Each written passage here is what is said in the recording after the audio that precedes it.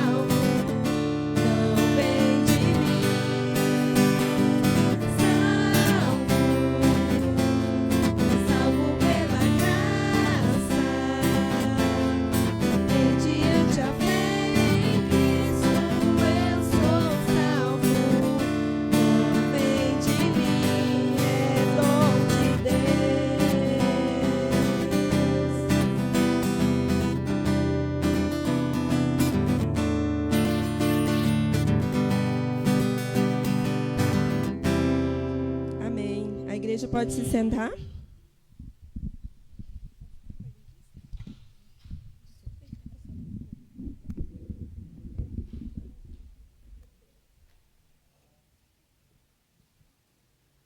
Boa noite, a graça e a paz do nosso Senhor e Salvador Jesus Cristo. Peço aos irmãos que abram as suas Bíblias no Salmo 121, o meio da Bíblia. Muitos certamente já estarão no livro de Salmos, e aí é buscar o Salmo 121. Essa primeira parte de abertura do culto, houve uma alteração, nós seremos mais breves, não teremos a reflexão sobre a palavra, mas somente a leitura, que é para agilizar o tempo da pregação. Mas eu peço que os irmãos atentem para este salmo, para a palavra socorro, que tem duas vezes. O salmista, ele está em uma situação difícil, ele vê o perigo, ele vê a insuficiência dele frente ao perigo, gera o medo, e ele precisa de um socorro, de alguém que o auxilie, que o ajude. E esse socorro, ele diz que vem do Senhor. E depois os irmãos também prestem atenção na palavra guardar, que Deus que nos guarda. São diversas palavras, e quando a Bíblia repete diversas vezes a palavra, é para que prestemos atenção nela. Peço que os irmãos leiam junto comigo, por favor. Elevo os olhos para os montes, de onde virá o socorro? O meu socorro vem do Senhor, que fez o céu e a terra. Ele não permitirá que os teus pés vacilem, nem dormitará aquele que te guarda. É certo que não dormita nem dorme o guarda de Israel. O Senhor é quem te guarda. O Senhor é a tua sombra, à tua direita. De dia não te molestará o sol, nem de noite a lua. O Senhor te guardará de todo mal, guardará a tua alma. O Senhor guardará a tua saída e a tua entrada, desde agora e para sempre. Bem brevemente mesmo, o salmista, ele olha para o Senhor. Ele olha para o Criador. Ele olha para o Deus que está sempre alerta. Ele olha para o Deus que está sempre presente, que é soberano. Ele coloca toda a confiança no Senhor. Que nós também possamos fazer esse exercício de tirar o olhar dos problemas e focar no Senhor, que nos guarda, que nos socorre. Exercitar, confiar no Senhor. Vamos orar. Senhor, Deus e Pai, nós somos gratos ao Senhor por quem Tu és, o Deus Criador e soberano sobre tudo e sobre todos, o Deus que pode todas as coisas, o Deus que chamou à existência aquilo que não existia e nada pôde resistir, tudo veio à existência. Nós somos gratos porque o Senhor se fez nosso Pai em Cristo Jesus. O Senhor nos tirou de debaixo da Tua ira justa e santa por causa dos nossos pecados e nos colocou em paz, porque fomos justificados no sangue de Cristo Jesus, a quem o Senhor enviou. E nós somos gratos porque é o Senhor que nos socorre. Não temos mais ninguém e mais nada, Pai, além de Ti, para colocar a nossa confiança, a nossa esperança. Tu és a nossa alegria. Tu és todo o nosso contentamento, ó Pai. Socorre-nos, Senhor, pois temos diversas aflições, Senhor. Ajuda-nos porque somos insuficientes, Senhor. Isso é que nós te pedimos em nome de Jesus. Amém. Novamente, a equipe de louvor.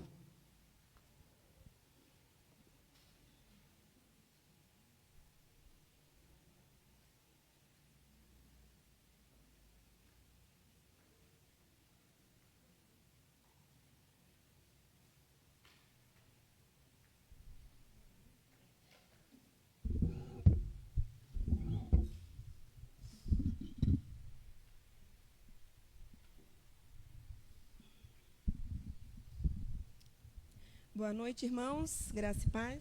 Hoje a gente está num formato aqui diferente. Todo mundo fica nervoso assim, mas vai dar tudo certo, que Deus está sempre presente. Já deu. Mas acho que é típico mesmo do ser humano, né? Tá assim na frente, então a gente fica nervoso. A gente tem uma voz aqui para ajudar a gente.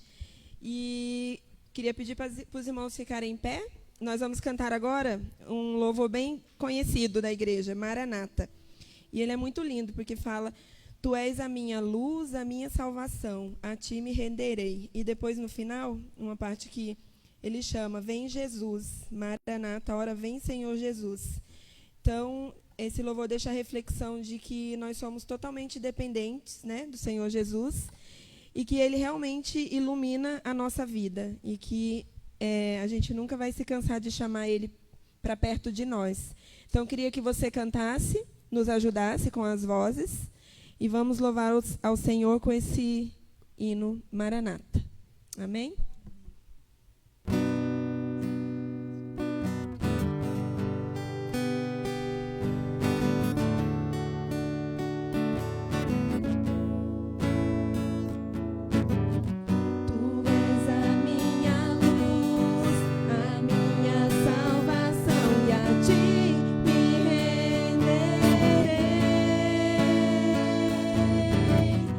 Se ao teu lado estou,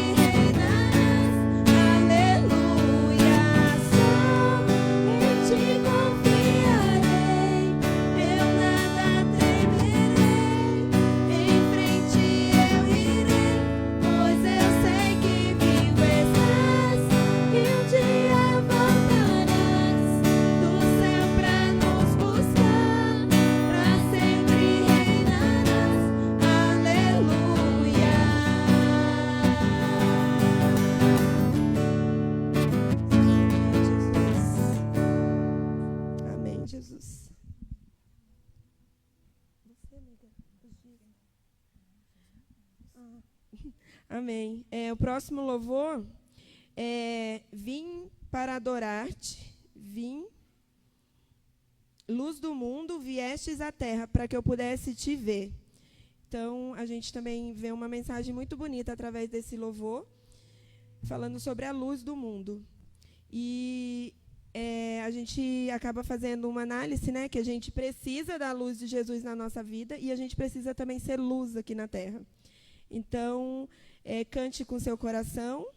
E a gente também pode ser luz através dos nossos dízimos e da nossa oferta. Então, eu peço também que a igreja, nesse momento desse louvor, pode estar trazendo à frente os dízimos e as ofertas. E vamos cantar ao Senhor. E nos ajude, que foi muito bom. Vocês estão nos ajudando. Amém?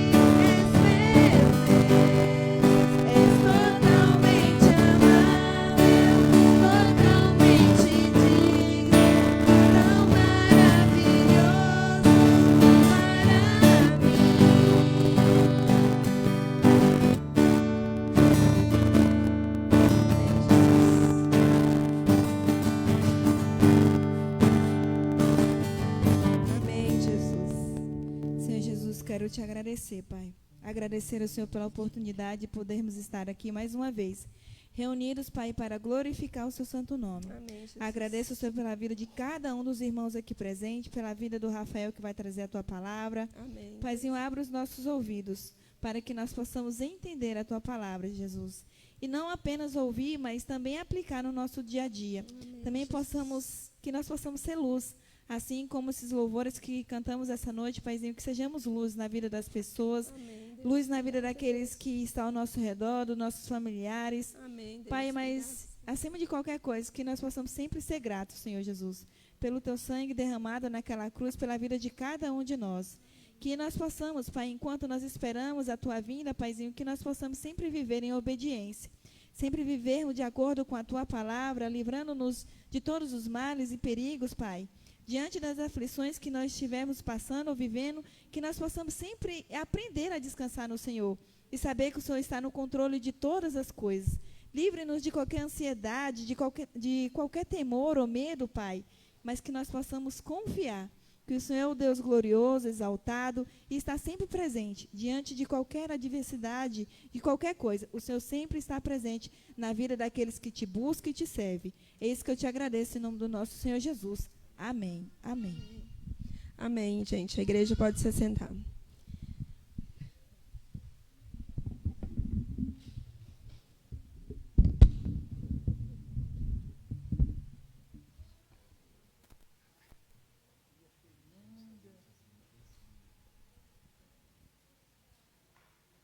Muito bem, chegamos no momento de orarmos, intercedermos a Deus pelas questões das nossas vidas, as vidas dos irmãos, das irmãs, nós como um todo, como nação, como crentes em Cristo Jesus. São muitas coisas que nós necessitamos e glória a Deus que nós podemos recorrer a Ele, que nos ouve e que se agrada em cuidar de nós, pois Ele mesmo que nos salvou, Ele mesmo que nos colocou nessa posição de filhos diante dEle, Ele mesmo que nos chama a estarmos com convicção diante dEle para falar e Ele nos ouvir. Eu peço que os irmãos, nesse momento de colocar os pedidos, nós já estejamos diante de Deus com um espírito de oração. Então nós vamos colocar todos os nossos pedidos, as nossas petições, e depois, ao final, a gente efetivamente faz a oração pelos pedidos. Mas convido os irmãos, já nesse começo, de ter esse espírito de estar diante do trono do Senhor, trono de graça e de misericórdia. Colocamos, ó Pai, diante do Senhor a vida do Lúcio.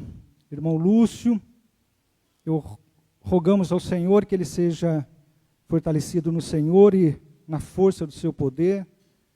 Pedimos pela eficácia do tratamento do irmão Lúcio, pela boa circulação do sangue e dos fluidos da perna do irmão Lúcio, que já esteve mais inchada e agora está melhor, mas que essa circulação seja plena. Eu, nessa semana, tenho dado graças a Deus pela vida do irmão Lúcio, que tem se empenhado na manutenção aqui das coisas do templo, da pintura, dos andaimes, das orientações. Obrigado, Lúcio, você é uma bênção, meu irmão. A irmã Neuza, rogamos a Deus para que Ele conserve em você, minha irmã, o bom ânimo, que você seja forte e corajosa no Senhor. Espera no Senhor, descansa nele, e o mais Ele fará. Também colocamos diante do Senhor a vida da irmã Edi. Rogamos pela recuperação plena, completa, que não haja nenhuma sequela nessa cirurgia no ombro que ela fez. A irmã Carmina, a irmã Elza, pelo tratamento da pressão nos olhos. Damos graças também a Deus pela vida da família, né? A Carmina, o Vitor e a Bruna, que estiveram com a saúde abalada durante essa semana, mas graças a Deus estão bem melhores, estão hoje conosco. É uma grande alegria vê-los juntamente conosco. Pela Maria Fernanda, pela eficácia dos medicamentos no tratamento dela, que ela cresça em estatura e também em conhecimento do Senhor. Quero colocar diante do Senhor a vida do Caian, meu enteado, que vai fazer uma viagem amanhã, o trabalho dele, que é lá na Polônia, vai recomeçar, que o Senhor conduza nessa viagem em segurança. Também pelas pessoas que Deus tem trazido aqui à igreja I7. A irmã Mabel, hoje não está aqui, mas sempre está conosco, o Tiago, novamente aqui, o sobrinho do Josué, ele sempre está trazendo, o Henrique, a Simone que traz também. Quero colocar diante de Deus os irmãos e irmãs que já tem um tempo que não vemos. Hebreus 10, 25 diz que não devemos deixar de nos congregar e que nós devemos fazer admoestações para que todos estejamos juntos, né? Muita coisa rouba o nosso tempo, o tempo que não é nosso verdadeiramente, é do Senhor. Que dediquemos esse tempo ao Senhor, e também um dia na presença de Deus vale mais que 1000 dias distante do Senhor. Quero colocar diante de Deus o pedido de portas de trabalho para os irmãos e irmãs dessa igreja.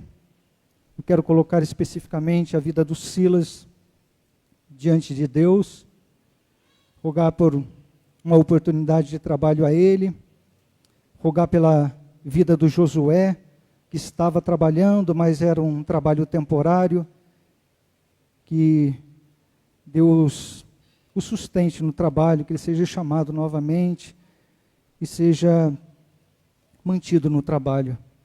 O Vitor, que está na academia, que seja efetivado lá, pelo Alê, é um garoto que vinha aqui à igreja conosco e está em idade de trabalhar e precisa trabalhar e está com dificuldade no trabalho.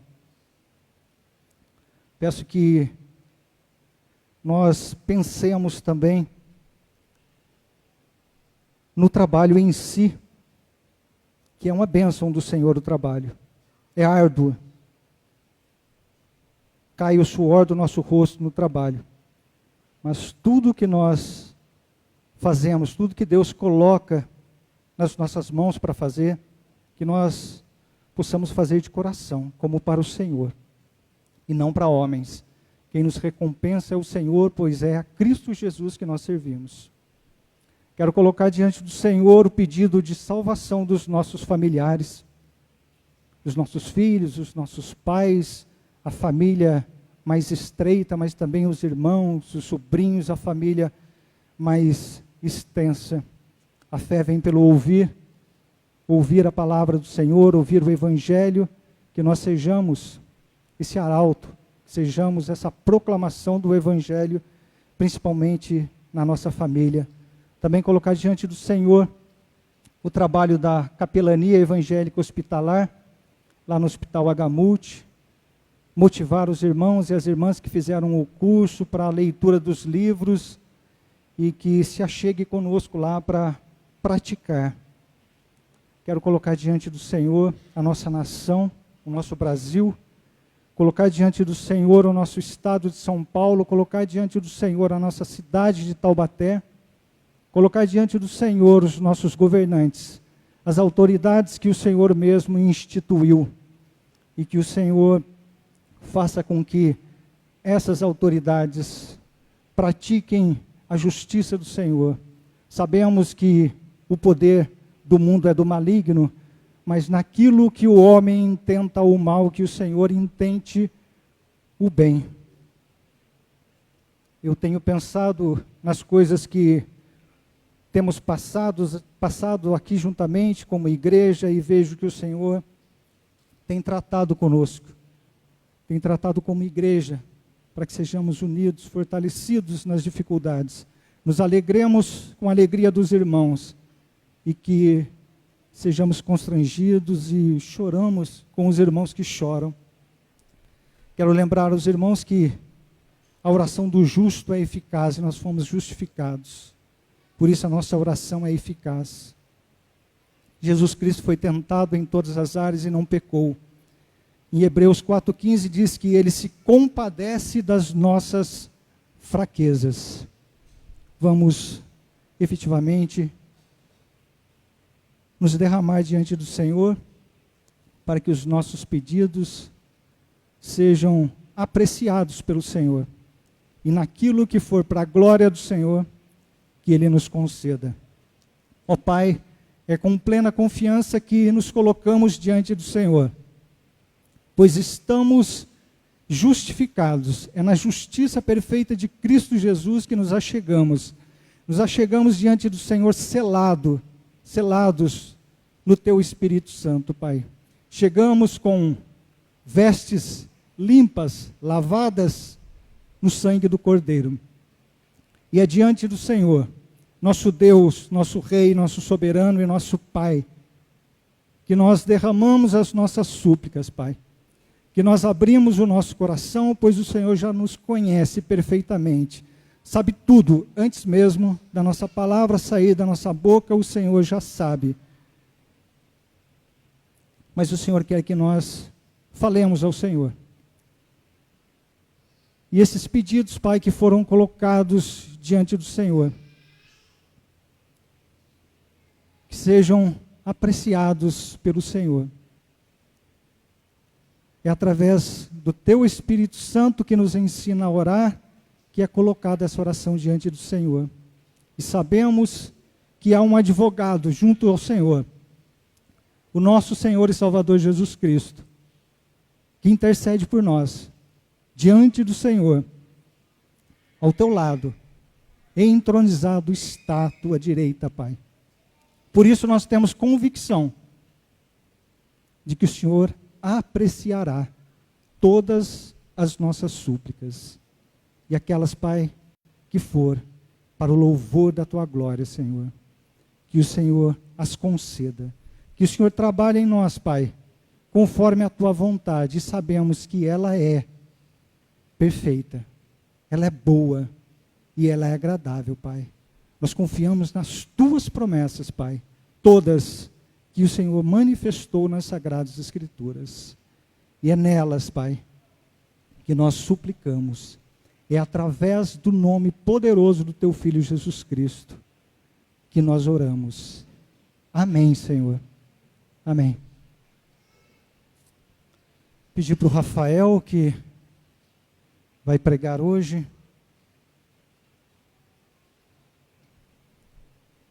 Quero brevemente orar pelo Rafael.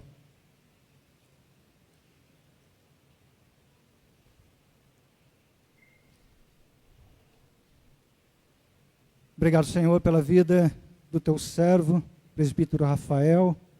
Em nome de Jesus, Senhor, que o Teu Espírito Santo, que está nele, que é o selo, a garantia e o penhor de que ele é filho, é herdeiro, co-herdeiro com Cristo Jesus, haja poderosamente na vida dele. Fale através dos lábios dele. E trate conosco, Senhor, os nossos corações. Em o nome de Jesus. Amém.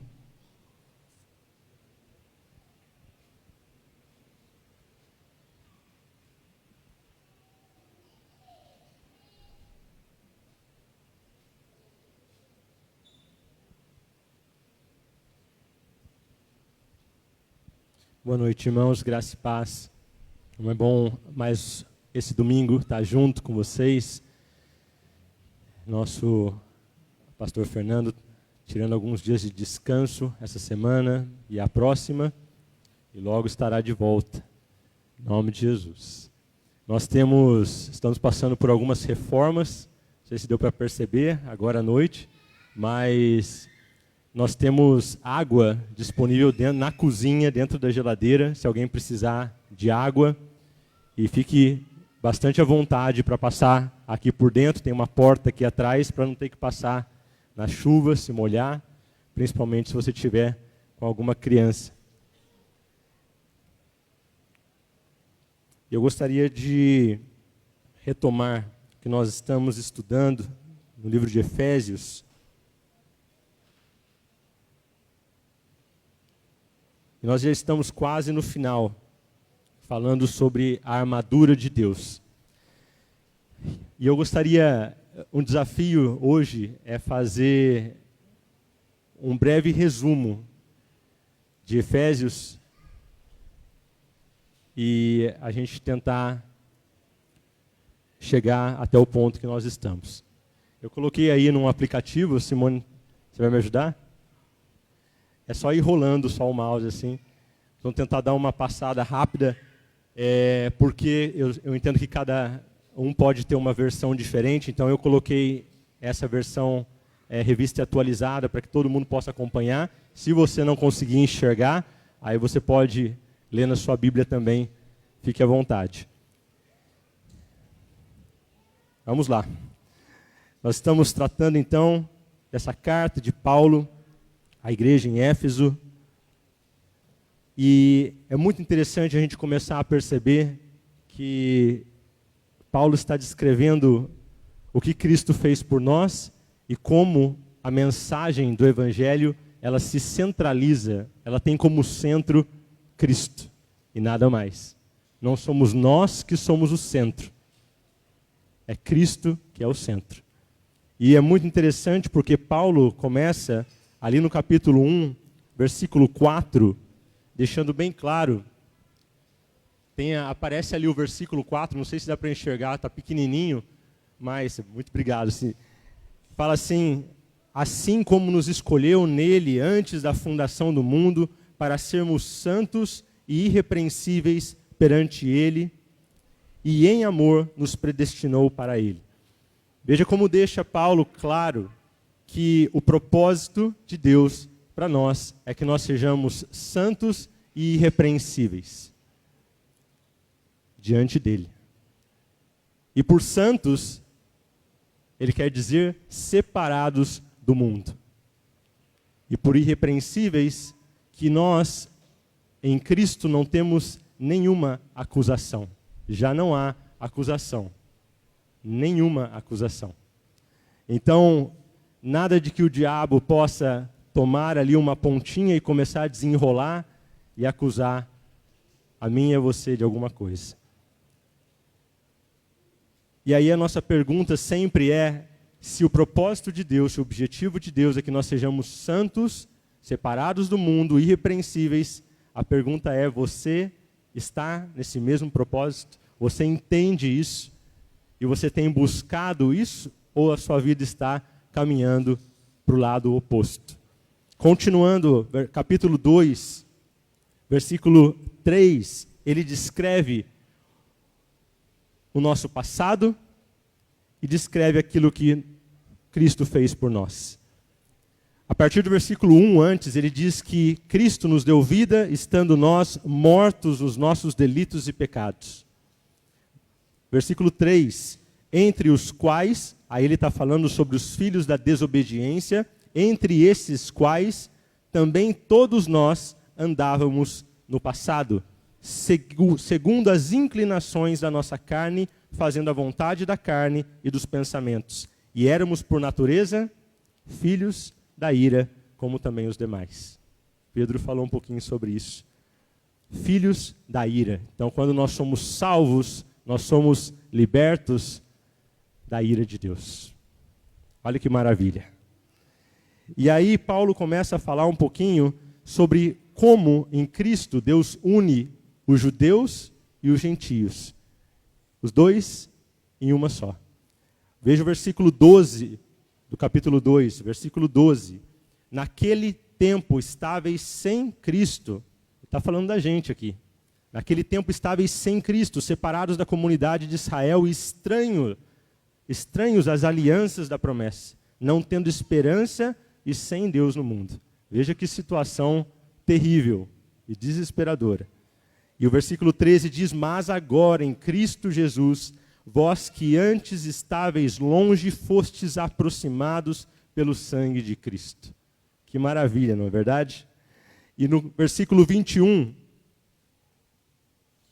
se estiver andando muito rápido, levanta a mão, por favor. No qual, em Cristo, no qual todo o edifício bem ajustado cresce para santuário dedicado ao Senhor.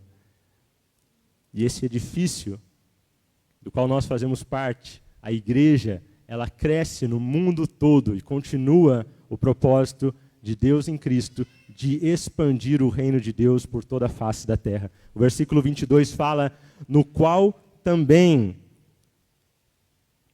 vós juntamente estáis sendo edificados para a habitação de Deus no Espírito. Você já parou para pensar isso? Você está sendo edificado e preparado para a habitação de Deus?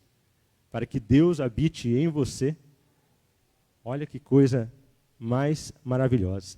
Da morte, mortos nos nossos delitos e pecados, para a vida com Cristo, sendo edificados para ser casa e habitação de Deus, no Espírito Santo.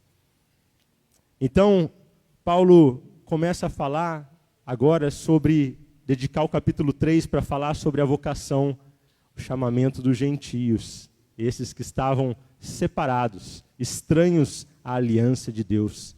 Então, no versículo 14 do capítulo 3, ele fala assim, por esta causa me ponho de joelhos.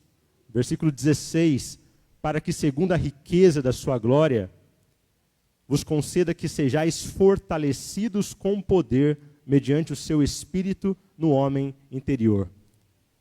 Paulo vai usar a mesma expressão no capítulo 6 que nós vamos estudar hoje. Mas para que segundo a riqueza da sua glória, Deus vos conceda que vocês sejam fortalecidos com poder mediante o seu Espírito no homem interior, e assim habite Cristo no vosso coração. E que vocês, a partir do versículo 19, possam conhecer o amor de Cristo, que excede todo o entendimento, para que vocês sejam tomados de toda a plenitude de Deus. Quero que vocês enxerguem o propósito de Deus para mim e para você. Para que nós sejamos tomados de toda a plenitude de Deus. E por plenitude de Deus, nós aqui entendemos que a pessoa que é tomada pela plenitude de Deus, ela é totalmente controlada pelo Senhor. Ela é totalmente dominada pelo Senhor. Irmãos, é isso que Deus quer de nós. Que nós sejamos dominados e controlados totalmente pelo Senhor. Amém? Que seja assim.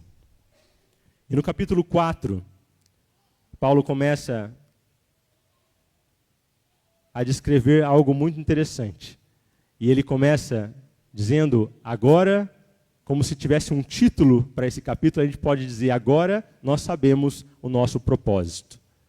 Olha que interessante como ele começa o capítulo 4, no versículo 1. Rogo-vos, pois. Esse pois está ligando uma coisa com outra, né? Alguma coisa que veio antes. Então, depois de tudo isso, essa vocação dos gentios em Cristo, agora vocês sabem o propósito de vocês. E esse propósito, eu rogo, por isso eu rogo. E essa palavra rogar, ela é forte, porque essa palavra ela marca a transição da doutrina que Paulo colocou nos primeiros 3 capítulos para agora a obrigação. Do princípio para a prática. Da posição em Cristo para o comportamento. E aí nós precisamos olhar para essas coisas e entender se o nosso comportamento está adequado à palavra de Deus. O que é o nosso comportamento? É aquilo que nós vivemos no nosso dia a dia. Não é o que nós vivemos aqui domingo na igreja. Então Paulo diz o seguinte, rogo-vos, pois, que andeis de modo digno da vocação a que fostes chamados. E de que maneira você deve andar? Com toda a humildade e mansidão, com longanimidade, suportando-vos, dando suporte, apoiando uns aos outros em amor, esforçando-vos diligentemente, e não negligentemente, esforçando-vos diligentemente por preservar a unidade do Espírito no vínculo da paz. E ele avança no versículo 7, dizendo que agora também que nós estamos em Cristo, nós temos um serviço, nós temos um ministério. Às vezes a gente pensa de ministério e a gente é rápido. Ministério, já sei, é fazer alguma coisa na igreja. Não, não é isso que a Bíblia fala. Ministério significa serviço. Serviço ao nosso Deus. Serviço para o reino de Deus. E se você pensa que o serviço ao reino de Deus se resume a fazer alguma coisa na igreja, você está muito equivocado. O serviço de Deus engloba todo o conceito do reino de Deus. E para isso nós fomos chamados. Onde existe um rei e nós somos apenas servos dele. Então Paulo começa a descrever aí, dizendo que, versículo 7, a graça foi concedida a cada um de nós. Veja só, eu e você, ninguém fica de fora. Todos aqueles que são filhos, chamados e escolhidos por ele, cada um de nós recebeu da graça de Deus, segundo a proporção do dom de Cristo. E no versículo 11, ele vai dizer, e ele mesmo concedeu uns para apóstolos, outros para profetas, outros para evangelistas e outros para pastores e mestres. Agora preste bastante atenção no versículo 12. Com vistas, com a intenção, ao aperfeiçoamento dos santos. E agora vem o propósito e o objetivo. Para que esses santos, eu e vocês, desempenhemos o nosso serviço para a edificação do corpo de Cristo. Meus irmãos, quantos de nós estamos desempenhando o nosso serviço? O nosso serviço secular eu sei que nós estamos desempenhando, e às vezes com excelência, não é verdade? Nós trabalhamos, nós nos desgastamos em casa, então nem se imagina, né? Com os filhos, arrumar tudo, deixar tudo pronto, e no trabalho, e a gente agrada um, agrada outro, mas o mais importante, como prioridade, nós fomos designados para desempenhar um serviço. E esse serviço, ele vai edificar o corpo de Cristo. E aí o versículo 13, Paulo diz assim, até que todos cheguemos à unidade da fé e do pleno conhecimento. O mesmo termo que Pedro vai usar em 2 Pedro, capítulo 1. Muito interessante. Não vai dar tempo da gente ver hoje. Mas se você puder ler na sua casa, 2 Pedro, capítulo 1. Pleno conhecimento é o que Deus deseja de nós. A gente vai ver lá em 2 Pedro que esse pleno conhecimento não tem somente a ver com o conhecimento intelectual. Longe disso. Mas ele envolve muitas outras coisas. E por que Deus deseja que nós cheguemos a esse pleno conhecimento de Deus? Porque no versículo 14, Paulo diz, para que não mais sejamos como meninos agitados de um lado para o outro e levados ao redor por todo o vento de doutrina, pela artimanha dos homens, pela astúcia com que induzem ao erro. Mas, seguindo a verdade em amor, cresçamos em tudo naquele que é a cabeça, Cristo. E a partir do versículo 17, Paulo começa a descrever, se nós outra vez pudéssemos colocar um título, o que é e o que não é a vida cristã. Preste bastante atenção nisso. O que é e o que não é a vida cristã. Às vezes nós temos as nossas próprias ideias do que é a vida cristã. Mas Paulo deixa muito claro o que Deus diz sobre isso. E no versículo 17 ele fala assim, isto, portanto, digo e no Senhor testifico, que não mais andeis como também andam os gentios, na vaidade dos seus próprios pensamentos, obscurecidos de entendimento, alheios à vida de Deus por causa da ignorância em que vivem, pela dureza do seu coração, os quais, tendo se tornado insensíveis, se entregaram à dissolução para com avidez cometerem toda sorte de impureza. Meus irmãos, o homem afastado da vida de Deus. Uma das primeiras coisas que nós percebemos, o Espírito Santo se afasta desse coração. Daquele coração que é, primeiro, ignorante voluntariamente. No versículo 18 ele fala, obscurecidos no entendimento, alheios à vida de Deus por causa da ignorância em que vivem. Esse coração também, ele é, depois disso, endurecido pela dureza do seu coração. E por último, esse coração se torna insensível. Veja só o declínio do homem que se afasta da vida de Deus. Alheios à vida de Deus. Versículo 20. E agora Paulo descreve o que é a vida cristã, como nós devemos viver. E quando nós lemos essas coisas, nós precisamos perceber e analisar. Será que eu vivo dessa forma? Paulo diz assim em versículo 20, mas não foi assim que aprendestes a Cristo, se é que de fato o tendes ouvido e nele fostes instruídos, segundo é a verdade em Jesus. E aí, versículo 22, Paulo começa a descrever de maneira tão sucinta e maravilhosa aquilo que a forma que nós deveríamos estar vivendo como cristãos. 22, no sentido de que quanto ao trato passado, aquilo que ficou lá atrás, que vocês se despojem, que vocês joguem fora o velho homem. Esse velho homem que se corrompe segundo os desejos, as concupiscências do engano. E não só isso, que vocês renovem o espírito do vosso entendimento, que vocês se renovem no espírito do vosso entendimento.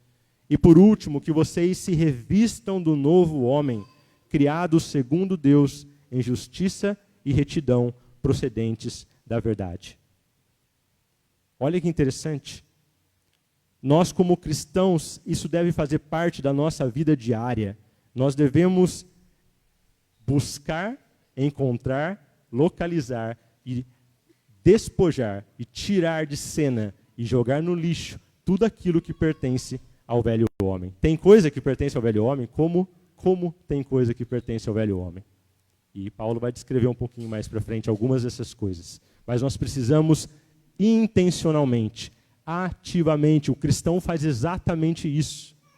Ativamente, ele investiga o coração dele mesmo para saber tudo aquilo que faz parte do velho homem que se corrompe segundo os desejos do engano.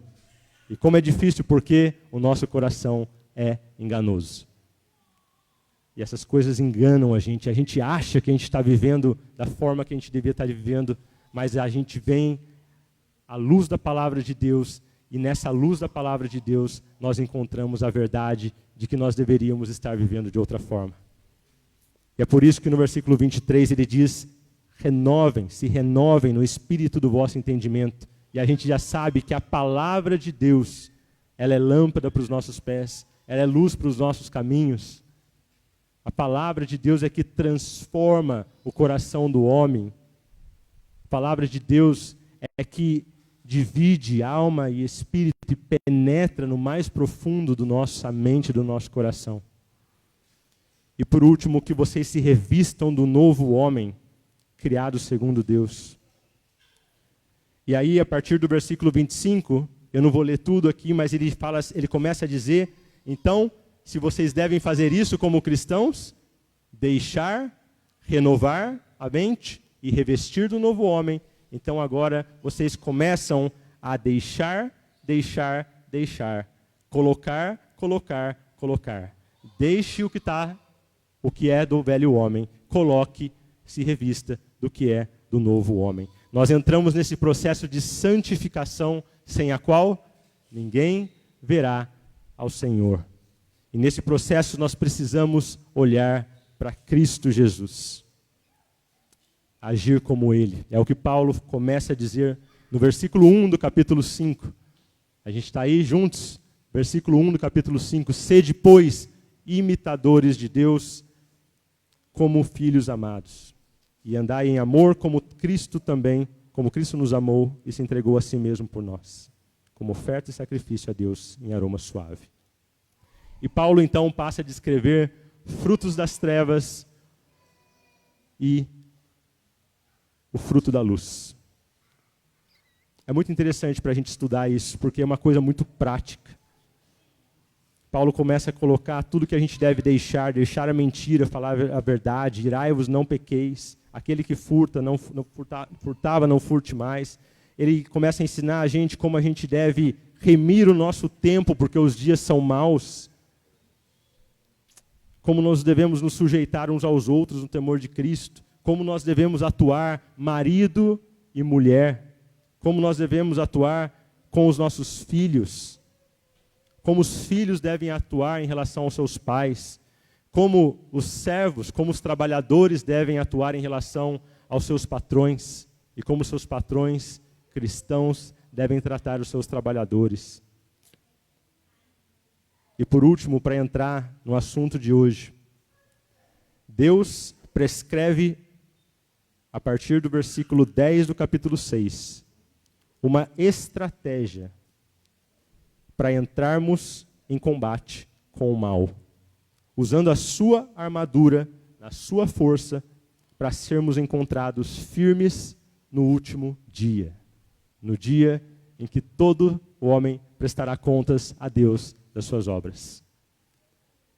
Deus prescreve uma estratégia. E eu gostaria de ver com vocês a partir do versículo 10, só para voltar um pouquinho, já está até aí, versículo 10, olha que interessante. Paulo diz assim: quanto ao mais, sede fortalecidos no Senhor e na força do seu poder, revestivos de toda a armadura de Deus para poderdes ficar firmes contra as ciladas do diabo. Porque nossa luta não é contra a sangue e a carne, mas sim contra principados e potestades, contra os dominadores deste mundo tenebroso, contra as forças espirituais do mal nas regiões celestes. Portanto, tomai toda a armadura de Deus, para que vocês possam resistir no dia mau e depois de ter desvencido em tudo, permanecer inabaláveis. Percebam que interessante, que no versículo 11, ele diz, revestivos de toda a armadura de Deus, para vocês poderem ficar firmes, ou para que vocês possam resistir contra as ciladas do diabo. E no versículo 13 ele diz de novo, uma vez que vocês sabem que a luta de vocês é contra principados e potestades, contra poderes demoníacos, que vocês tomem toda a armadura de Deus, para que vocês possam de novo resistir no dia mau. Então, depois que vocês tiverem resistido, preste bem atenção nisso, depois que vocês tiverem resistido, usando a armadura de Deus, no final de tudo, vocês possam ficar de pé. Vocês possam permanecer inabaláveis. E é isso que Deus deseja de nós. Deus deseja encontrar aqueles que ficaram de pé. Porque eles, de maneira obediente, usaram a armadura de Deus para resistir às ciladas do diabo.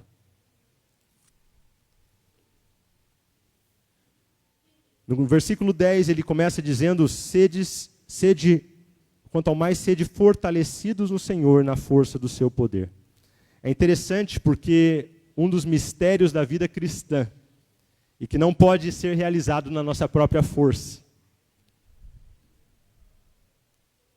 é o seguinte: como ser fortalecido com a força de outra pessoa. Que estranho, né? Mas o verbo está na voz passiva aí, não está? Sede fortalecidos no Senhor. Se nós pedirmos para alguém, olha, vai lá, fica forte, o que aquela pessoa provavelmente vai fazer? Ela vai lá na academia, né? Vai levantar alguns pesos e vai ficar forte. Mas não é isso que o texto está falando aqui. Este é um milagre. Paulo está falando sobre o milagre de você ser fortalecido com a força de outra pessoa. Parece loucura. Como que o meu corpo fica mais forte porque o corpo da outra pessoa é forte? Como que meu braço fica mais forte sendo que o braço da outra pessoa que é forte? Não é assim que funciona, certo? Então aqui nós não estamos falando da força para você tirar o carro de cima de uma pessoa que você ama tanto e ela sofreu um acidente de carro e está lá preso nas ferragens. Não é essa força que Paulo está falando aqui. Essa força que nos faz ser achados firmes, resistindo, permanecer firmes quando você está sendo esmagado pela tristeza, esmagado pela oposição, pelas contrariedades, esmagado pelos conflitos, esmagado pelas calúnias e pelas mentiras, e pela opressão demoníaca. Ser encontrados firmes e não sermos esmagados. Não é assim que nós nos sentimos todos os dias, meus irmãos? Esmagados. Esse é o tipo de poder que estamos falando aqui, não é uma força física. Isso nos faz entender um pouco melhor. Então nós vamos olhar simplesmente para o quão grande é o poder dessa outra pessoa. E essa outra pessoa é chamada Senhor Deus. É na força dele. É o milagre de um poder externo, o poder de Deus, se tornar o nosso poder, para que a gente possa suportar cargas reais, oposição real, derrubar obstáculos reais, ser libertos da escravidão real. E como que nós devemos fazer isso então, meus irmãos? Experimentar esse poder de Deus atuando através de nós. Paulo mesmo responde, o que ele fala na sequência aí? Revestivos de toda a armadura de Deus. Muito claro, né?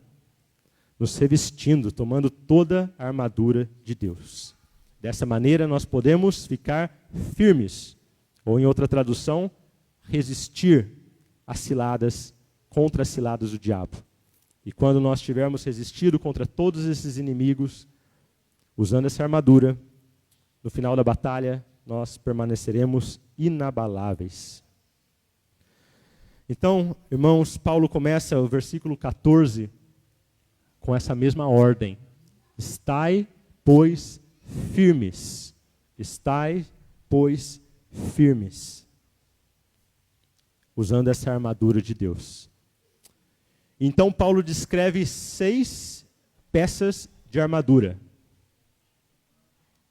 E nós podemos rapidamente olhar para um plano de fundo. Um pano de fundo trazido pelo Antigo Testamento para cada uma dessas 6 peças de armadura. Vamos tentar fazer isso.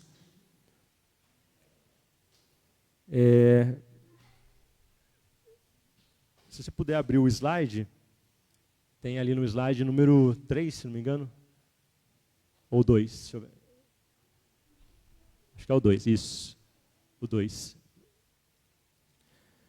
Vamos ver essas 6 peças de armadura e vamos fazer um pano de fundo com essa armadura de Deus no Antigo Testamento. Que interessante, só para a gente observar. Versículo 14, nós já falamos na semana passada, ele fala sobre o cinto da verdade. Cingivos da verdade. Cinto da verdade. Isaías 11:5 diz assim, a justiça será o cinto dos seus lombos. Está falando aí de Deus.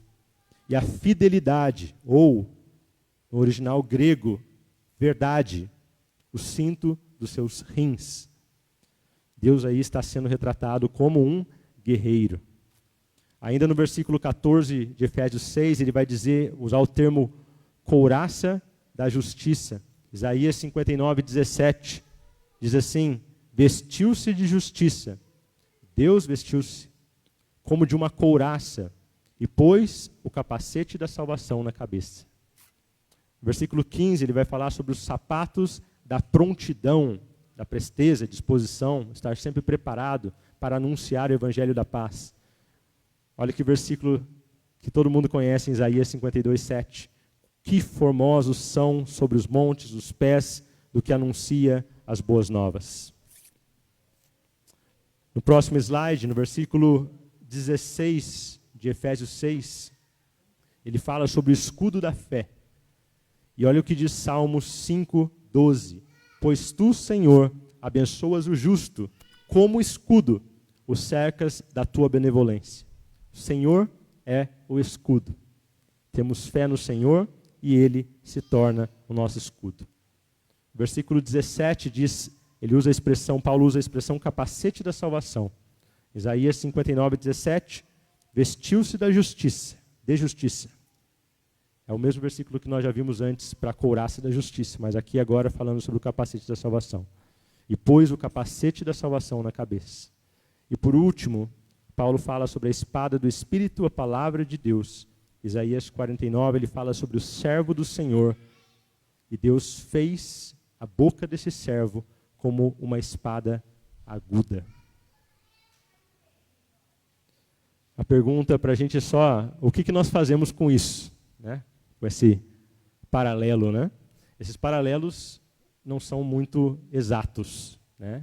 E não parece também que Paulo está querendo de maneira explícita fazer uma comparação, né, com o texto de Efésios com o texto do Antigo Testamento. Caso contrário, provavelmente ele diria assim, né? Quantas vezes os textos dos profetas do Antigo Testamento são invocados nos textos, né, até mesmo por Jesus, né? E não é o que Paulo faz aqui. Mas o interessante a gente notar é que Paulo está usando a mesma linguagem de armamento que Deus usa no Antigo Testamento. E agora Paulo toma essa linguagem e pede que nós usemos essas armas. Paulo está trazendo essas armas como uma citação direta no Antigo Testamento, né? Dizendo que essas armas são usadas. A gente pode fazer, na verdade, o que nós não vemos aí é que Paulo esteja dizendo o seguinte: essas armas são usadas somente por Deus, porque elas são descritas lá no Antigo Testamento como armas de Deus. Isso é o que Paulo não está fazendo aí. Paulo não está dizendo que essas armas nunca devem ser usadas por nós, porque elas são armas somente de Deus. Pelo contrário. Paulo está dizendo, utilize essas armas. Então, o que nós podemos fazer? Nós podemos olhar para essas armas e como essas armas são usadas no contexto de Efésios, que é o livro que nós estamos estudando. Como essas armas, olhar para essas armas e entender como que elas funcionam no nosso contexto diário, no nosso dia a dia. O que significa levantar de manhã e vestir a couraça da justiça? O que nós devemos fazer para obedecer e desfrutar da proteção desse texto? Nós já falamos semana passada sobre o cinto da verdade. E agora nós vamos continuar a entender o que significa essa justiça e como nós podemos nos vestir com ela. E não somente entender, mas como agir em obediência e nos vestir da couraça da justiça esta noite, amanhã de manhã, amanhã à tarde.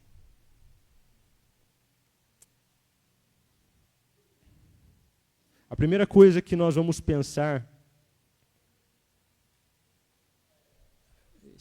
tem um slide antes desse?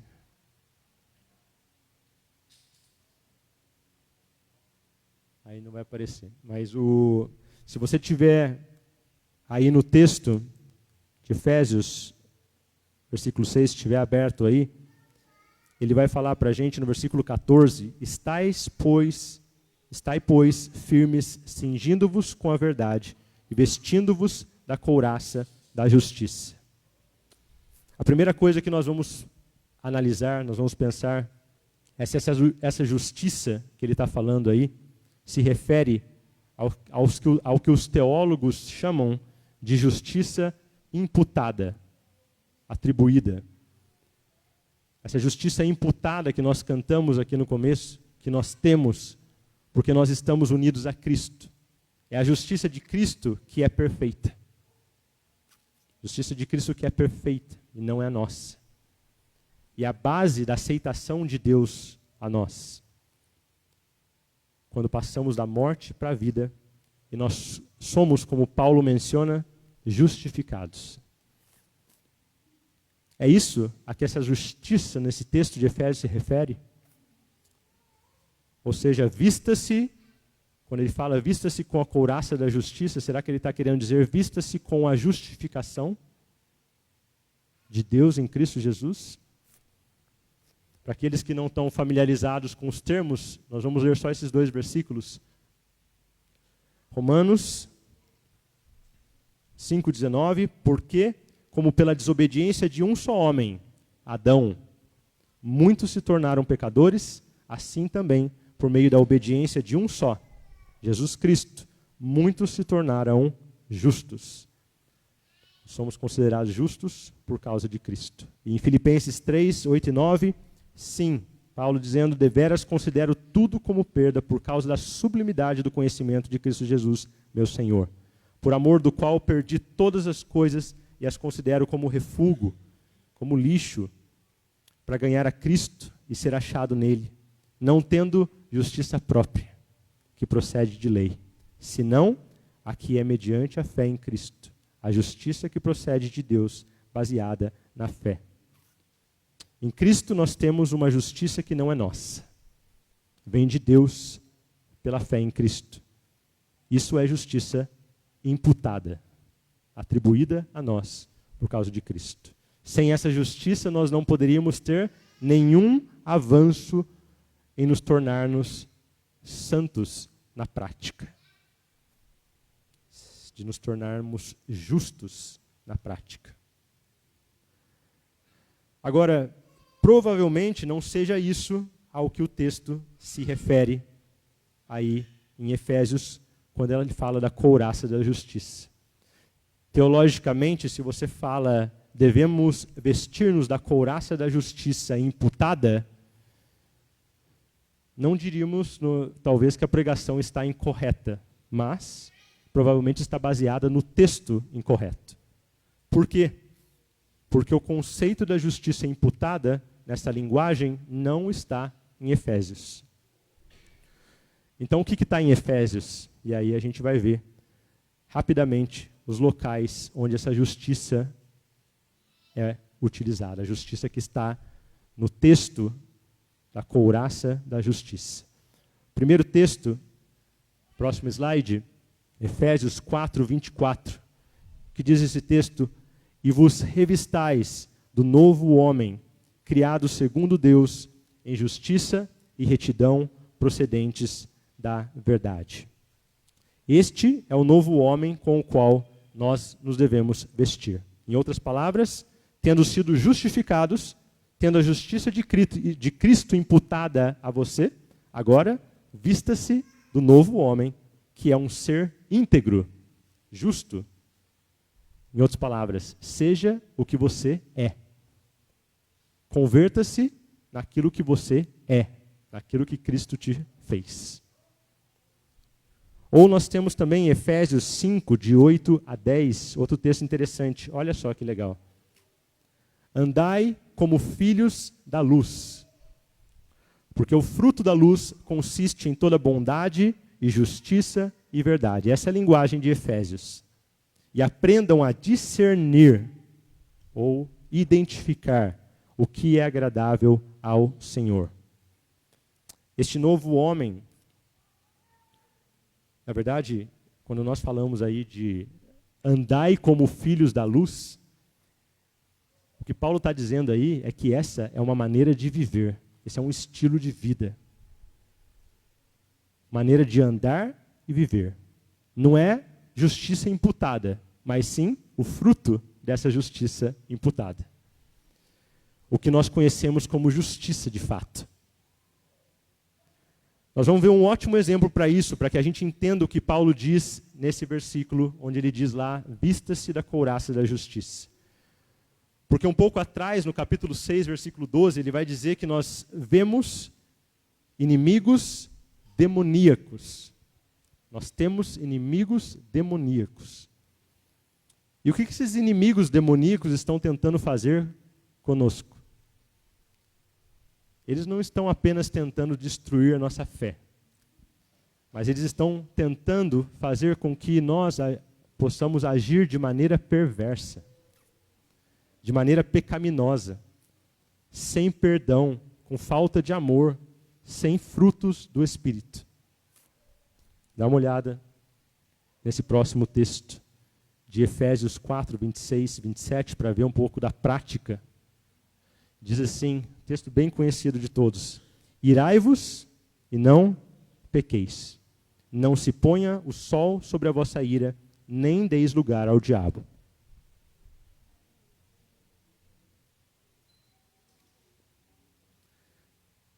Isso é bem conhecido. Existe uma maneira de se irar e não pecar. E aqui está um exemplo de como fazer isso. O texto está bem claro. Ele diz, não deixe o sol se pôr sobre a vossa ira. Em outras palavras, não guarde ressentimento. Não guarde mágoa. Não guarde rancor. Não fique cozinhando dia após dia aquilo que outra pessoa fez mal contra você. Seja uma pessoa justa, virtuosa, com pensamento, sentimento e ação corretos diante de Deus. Uma pessoa justa não dá lugar à ira pecaminosa. Porque se você não for uma pessoa justa, o que vai acontecer, segundo esse texto? O que vai acontecer se você não for uma pessoa justa? Você vai dar lugar ao diabo. Observa o argumento do texto. Se você deixar o sol se pôr sobre a sua ira, você está dando lugar ao diabo. Você está falhando em vestir a couraça da justiça. Faz sentido? O diabo aqui está tentando destruir você.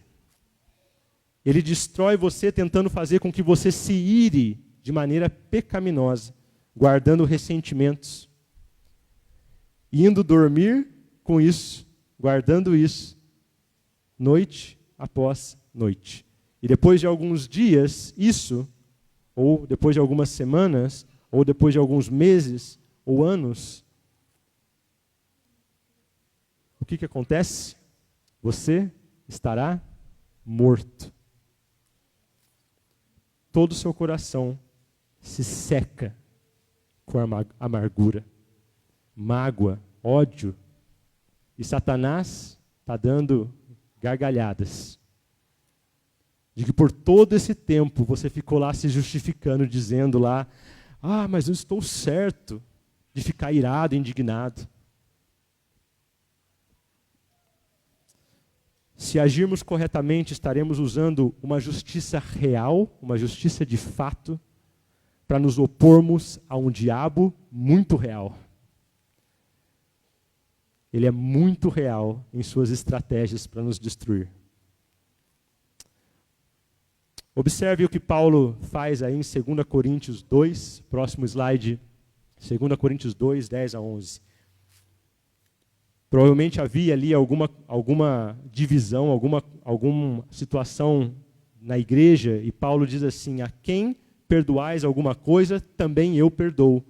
Porque de fato, o que tenho perdoado, se alguma coisa tenho perdoado, por causa de vós o fiz na presença de Cristo, para que Satanás não alcance vantagem sobre nós, pois não lhe ignoramos os desígnios. Nós não somos ignorantes em relação às intenções de Satanás. Nós, como filhos da luz, não podemos ser ignorantes em relação às intenções de Satanás. Isto, o que Paulo está colocando aí em 2 Coríntios, é o oposto de guardar ressentimento. É exatamente perdoar, esquecer, jogar fora. Eu coloquei aí em vermelho uma palavra, desígnios, intenções. Olha que legal isso aí, diz assim, que desígnios são esses, que intenções são essas do diabo? De acordo com aquele texto que nós lemos atrás em Efésios 4, 26. Que se você guardar uma mágoa ou ressentimento e for para a cama toda noite com isso e não perdoar, ele, o diabo, ganha. E ele terá, com certeza, um lugar no seu coração. Então nós temos aqui um inimigo demoníaco, um enganador, que nos odeia, que quer nos destruir. E como que é que o diabo nos destrói? Ele nos destrói nos ameaçando com todo tipo de injustiça. Perceba a palavra contrária, né? Nós estamos falando sobre vestir a couraça da justiça. O diabo nos ameaça com toda a injustiça. E Paulo está dizendo o quê? Não deixe isso acontecer. Vista-se da couraça da verdadeira justiça. Vocês percebem, meus irmãos, que como nós lemos, se nós permanecermos firmes, se nós resistirmos, se nós nos opormos, nesses dias maus em que nós estamos vivendo, e se nós resistirmos às ciladas do diabo, quando nós tivermos resistido, no final, nós ficaremos de pé. Agora, não é fácil. É uma luta. A vida não é fácil. Não pensemos, irmãos, que essa vida nesse mundo é fácil. Teremos muitas aflições nesse mundo. Mas nós precisamos estar preparados para alguns, para reclamar. Mas isso é pecado contra Deus, não é verdade? Nós precisamos estar preparados para lutar, para vencer, para agir. Caminhando para o final, nós temos mais um texto aí em 1 João 3,10. Desta forma, sabemos quem são os filhos de Deus. Olha que interessante esse texto. Desta forma, sabemos quem são os filhos de Deus e quem são os filhos do diabo. Quem não pratica a justiça não procede de Deus. Tampouco quem não ama seu irmão. E essa questão da prática da justiça aparece outra vez. Quem não pratica a justiça. De novo, não é uma justiça imputada, mas ela sim está baseada na justiça imputada.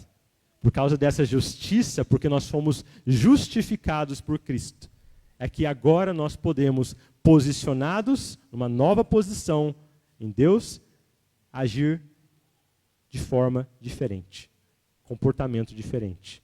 E nós podemos praticar a justiça. Aquele que não pratica esse comportamento justo, verdadeiro, diário, perdoador, amável, é por isso que nós falamos no começo que nós precisamos analisar o nosso coração, meus irmãos.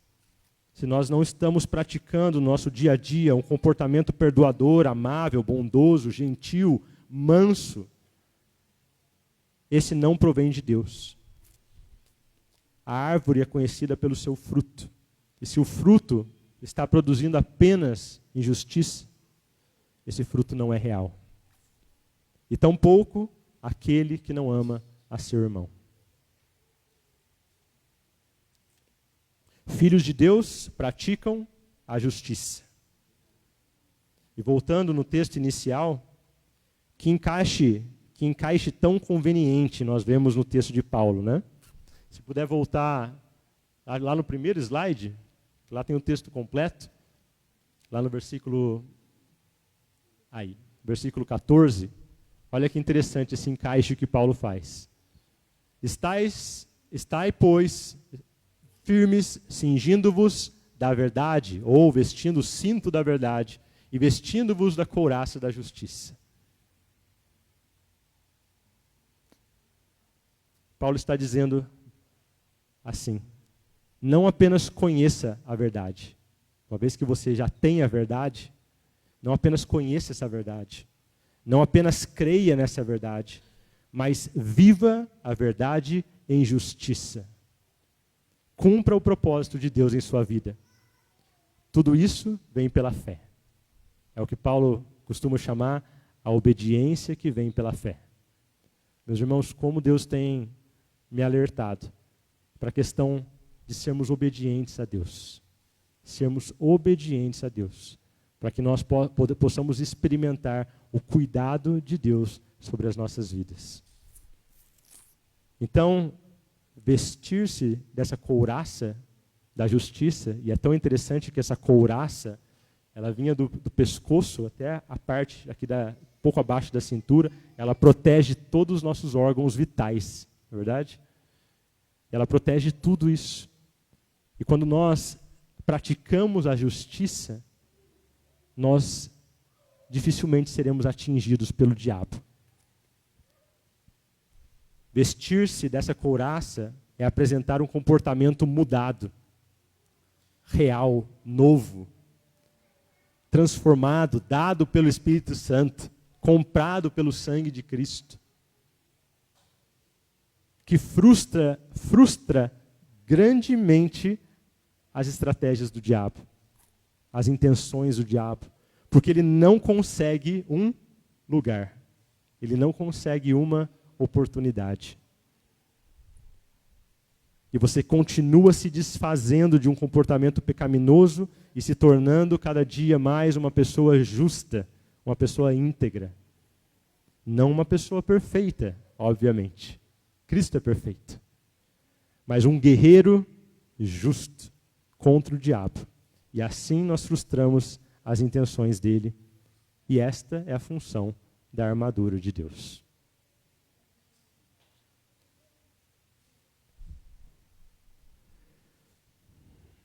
Eu queria ler com os irmãos, para finalizar, Salmos 23, se você puder abrir a sua Bíblia.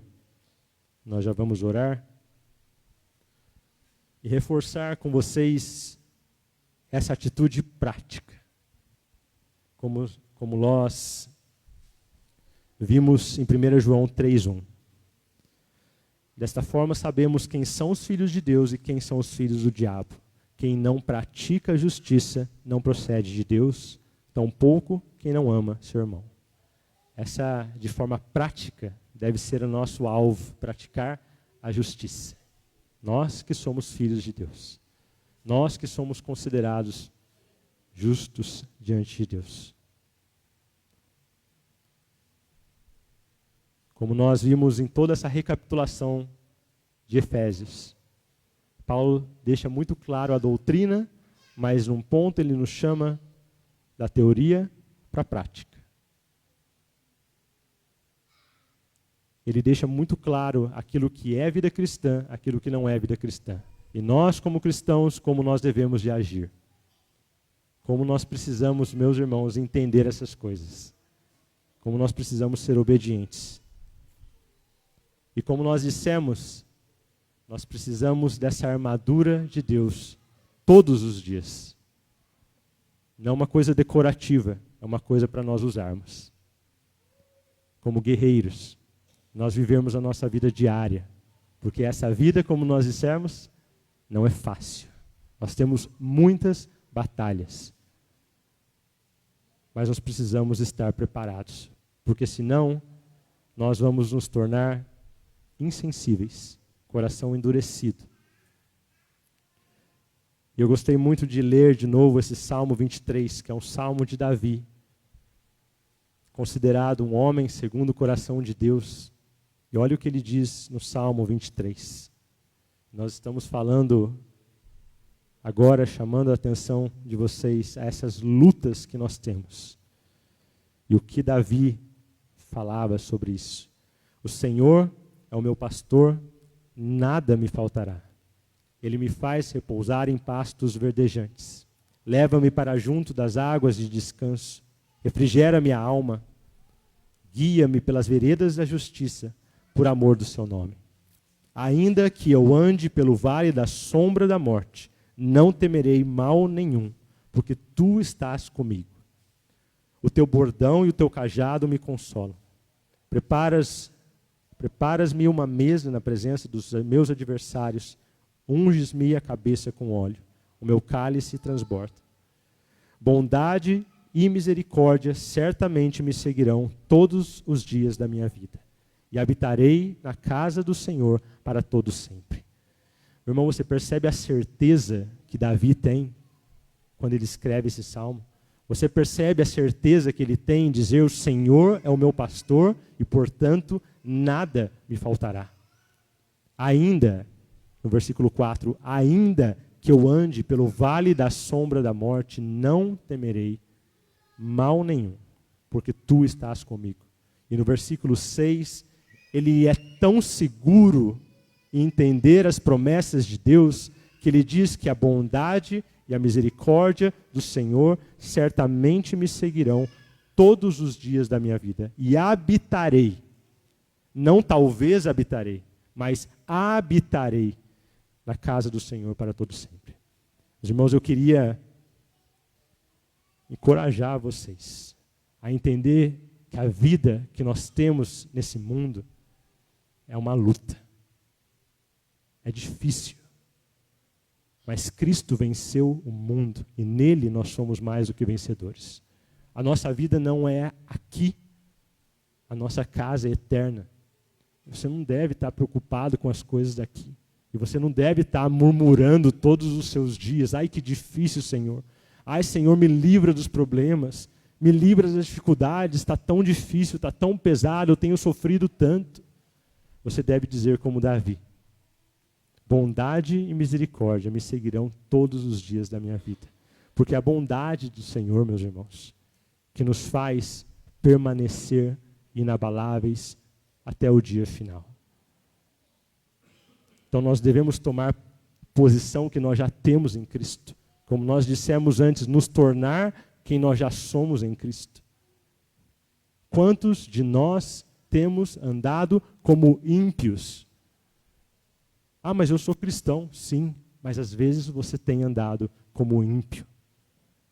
Às vezes eu tenho tido atitudes que o ímpio teria. E nós precisamos nos arrepender.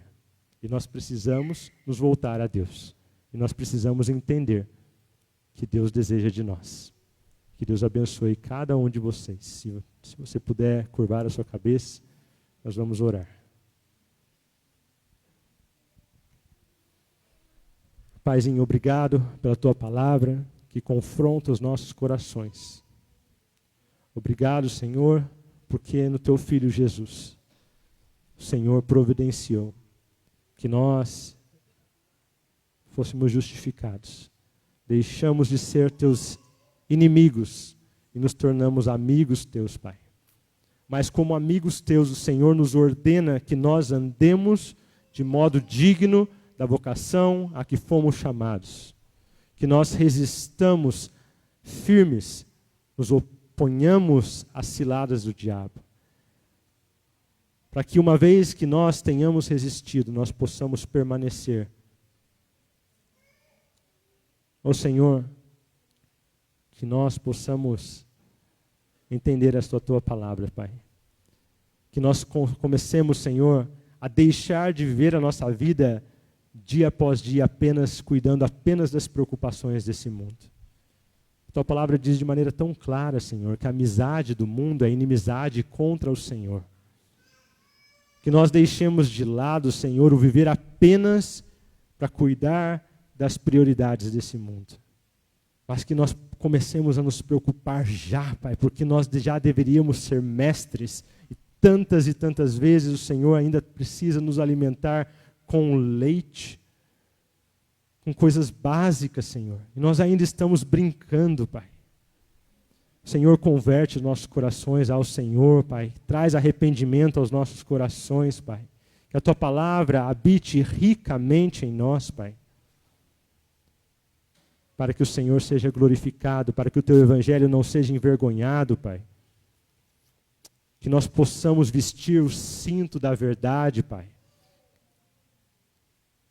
O Senhor mesmo é o caminho, a verdade e a vida, Pai. E nós queremos vestir esse cinto que segura todas as coisas, Pai. E com isso nós podemos prosseguir na nossa carreira, Pai. Não tropeçando em momento algum, Pai. Nos ajuda, Pai, que nós possamos nos manter firmes, cada um dos nossos irmãos, Pai, a minha vida, Senhor. Pai, que nós sejamos fortalecidos na força do seu poder, Senhor. Oh, Pai, obrigado, Pai, porque Tu és um Deus poderoso, Pai. E nós queremos tomar a Tua armadura, a Tua força e fazer uso dessa força que está disponível e que o Senhor disponibilizou a nós, Pai. Pai, nos ajuda ainda essa semana, ainda esta noite, Pai, que nós possamos entender a Tua palavra, estudar a Tua palavra e praticar a justiça, Pai. Que nós possamos buscar em primeiro lugar o reino de Deus e a sua justiça. Que isso seja principal nas nossas vidas, Pai. Sabendo que tudo aquilo, Pai, todas as aflições, todos os sofrimentos, Pai, alguns tão poucos por causa de Cristo. não são comparados à glória que o Senhor tem preparada para aqueles que te amam, Pai. Obrigado por tudo isso, meu Pai. Em nome de Jesus. Amém, Senhor. Amém.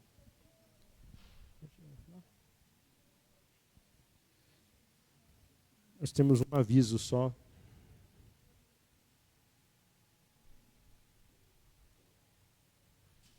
Boa noite, irmãos. Graça e paz. Esta semana eu recebi uma mensagem da Gabriela Alencar, a filha do pastor Acácio, e ela fez o treinamento dela na PEC, né? Agora já está trabalhando nos lugares que ela precisa trabalhar, mas agora está aqui em Taubaté, está aqui na casa dela junto com o pastor. E esta semana ela vai fazer um clube de 5 dias.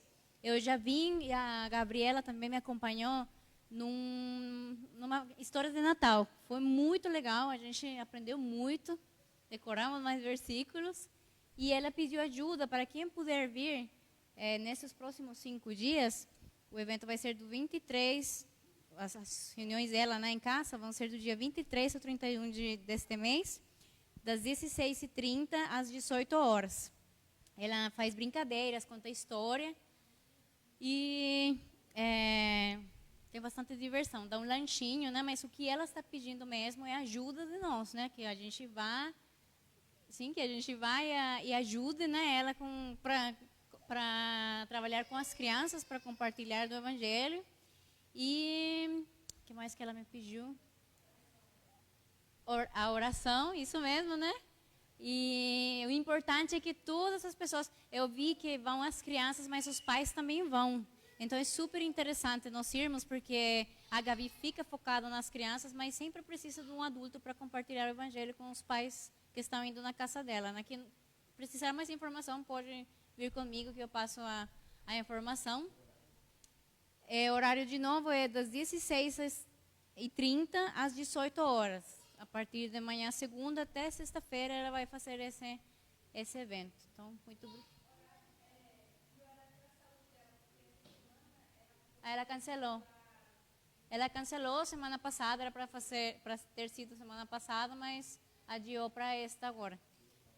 O local, pode ver comigo, mas é aqui na casa do pastor Acácio. Quem já subiu? Oi? Na rua de trás. Quem estiver interessado, eu vou colocar também o convite que ela fez no grupo da igreja, tá bom?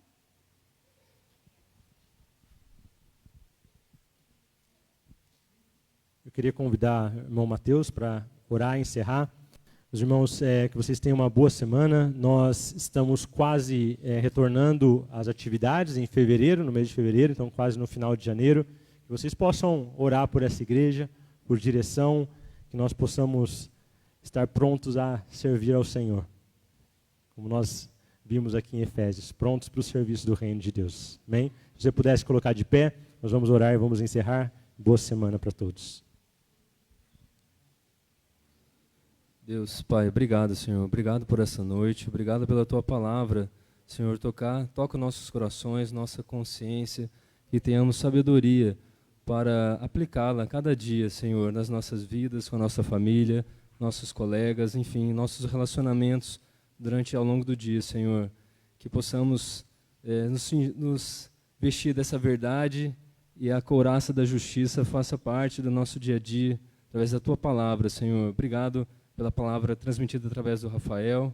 Que possamos voltar às nossas casas em paz, descansar essa noite e começar a semana firmes no Senhor, Deus. Obrigado por tudo, Senhor. Oramos assim, em nome do Senhor Jesus. Amém.